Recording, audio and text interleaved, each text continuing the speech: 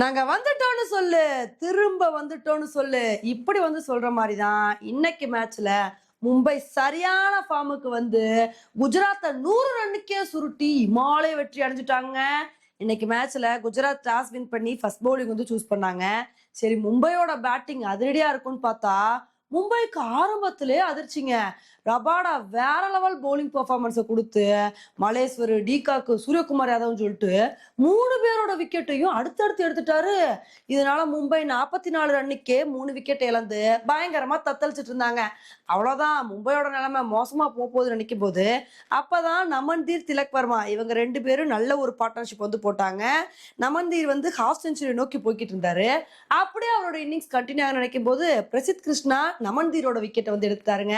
அதுக்கப்புறம் ஹர்திக் பாண்டியா வந்து சப்போர்ட் பண்ணுவார்னு பார்த்தா அவரும் சிராஜோட பால்ல அவுட் ஆயிட்டாரு.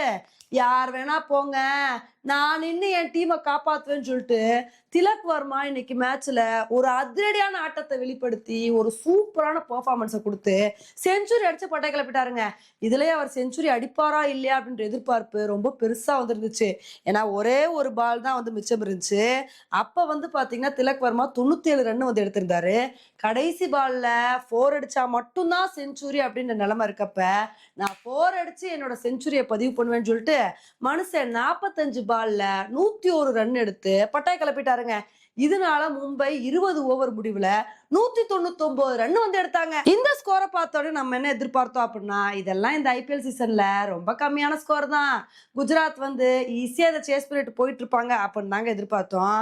அப்பதாங்க பும்ரா இருந்துகிட்டு, என்ன இந்த சீசன்ல ரொம்ப டிஸ்டர்ப் பண்ணிட்டீங்க, ஒரு விக்கெட் கூட நான் எடுக்கல, இன்னைக்கு எடுக்கிறேன் பாருங்க விக்கெட்னு சொல்லி மனுஷன் ஃபர்ஸ்ட் பால்ல சாய் சுதர்ஷனோட விக்கெட்டை வந்து எடுத்து விட்டாருங்க. அதுக்கப்புறம் அடுத்த ஓவர்ல ஹர்திக் பாண்டியா ஜோஸ் பட்லரை வந்து தூக்கிட்டாரு. அம்பையர் அவுட்டு கொடுத்தாலும் நாங்க ரிவ்யூ எடுப்போம்னு சொல்லி குஜராத் ரிவ்யூ எல்லாம் எடுத்தாங்க. ஆனா ரிவ்யூ எடுத்து பார்க்கும்போது அம்பையர்ஸ் கால் வந்துருச்சுங்க. அதுக்கப்புறம் வந்து பாத்தீங்கன்னா அஸ்வினி குமார் இருந்துட்டு சுப்மன் கில்லோட விக்கெட்டை வந்து எடுத்தாரு.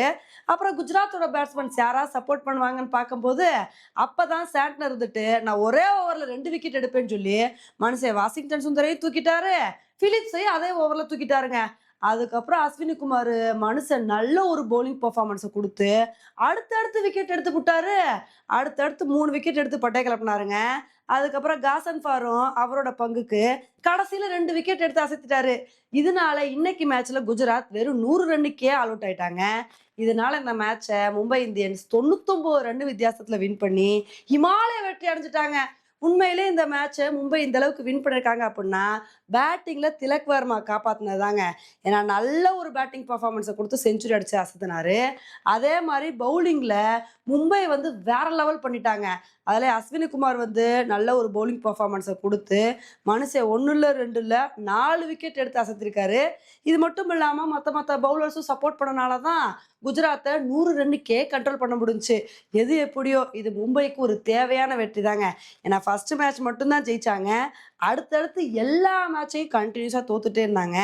இப்போ நாங்க ஜெயிச்சாலும் வேற லெவல் வெற்றியை பதிவு பண்ணுவோம்னு சொல்லி குஜராத்தை அடிச்சு நொறுக்கியிருக்காங்க. இதே மாதிரி அடுத்தடுத்த மேட்ச்ல மும்பை கம்பேக் கொடுக்குறாங்களா அப்படின்றத பொறுத்து வந்து பார்க்கலாம். ஓகே ஃப்ரெண்ட்ஸ், மும்பையோட பெர்ஃபார்மன்ஸை பத்தி நீங்க என்ன நினைக்கிறீங்க அப்படின்றத என்னோட கமெண்ட் செக்ஷன்ல போடுங்க. இதே மாதிரி இன்னொரு வீடியோல உங்களை வந்து மீட் பண்றேன். Bye friends.